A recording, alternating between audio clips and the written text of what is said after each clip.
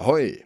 Not only was Dune Awakening's release date just announced, but we also are now able to play a little part of the game.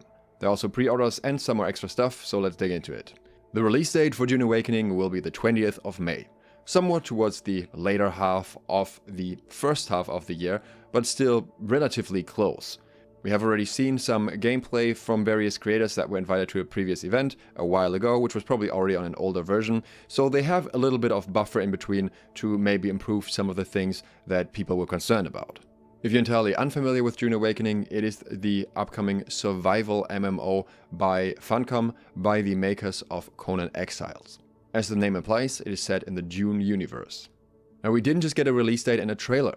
We also got a character creator where we can make our character right now, which I really like because not only does it give you a little bit of hype for the game, but it also means that on launch itself you don't have to spend time in the character creator anymore. You can just move right into the game, which I absolutely love. You just download the game and you're ready to go.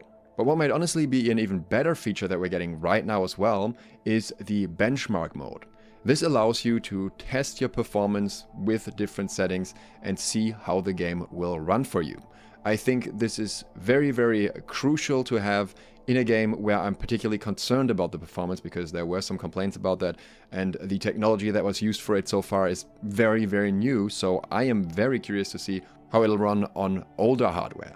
As I'm recording this, the benchmark mode is still downloading, so we'll look at the results at the end of the video.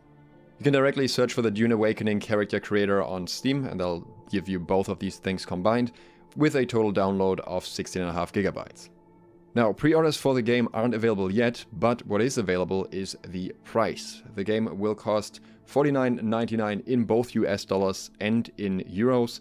No information about other currency yet, but you can expect a similar ballpark. The pre-order bonus is the Terrarium of Muad'Dib, which will also have a little desert mouse running around in your base, so it seems that is purely cosmetic.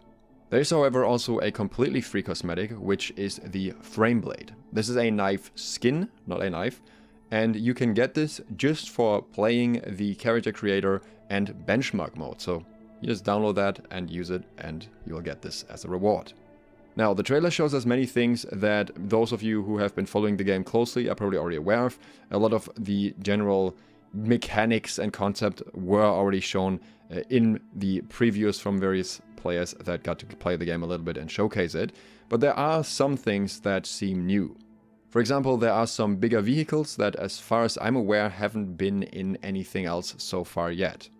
We're also seeing melee combat with a much higher level of mobility, which makes me incredibly excited, though some of that is in kind of a cutscene. It is still in-game visualization, but it might not necessarily be combat mechanics that will work like that in-game, so it's hard to say which parts of those we can actually expect to be able to use in a fight.